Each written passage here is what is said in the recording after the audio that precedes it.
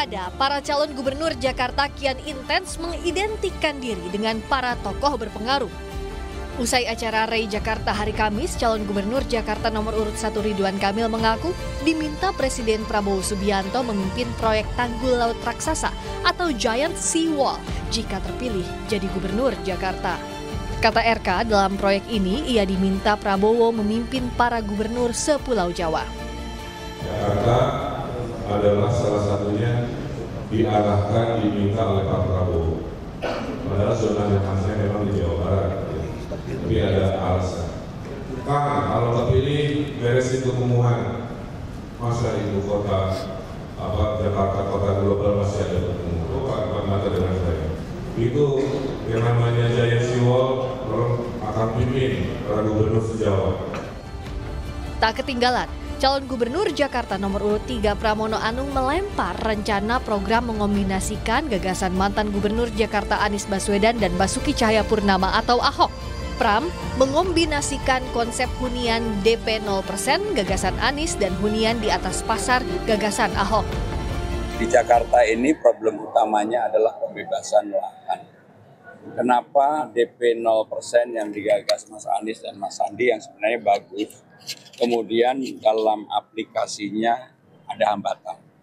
Termasuk Pak Ahok pada waktu itu membangun di atas lahan yang dimiliki oleh PD Pasar Jaya. Sehingga saya mengkombinasikan apa yang menjadi gagasan Mas Anies dan Pak Ahok untuk bisa dijalankan karena problem utama di Jakarta adalah pembebasan lahan. Sebelum Pram menarik gagasan Anies dan Ahok untuk dikombinasikan dalam program hunian, pesaingnya Ridwan Kamil lebih dulu menggelar silaturahmi politik dengan Presiden Prabowo dan mantan Presiden Jokowi.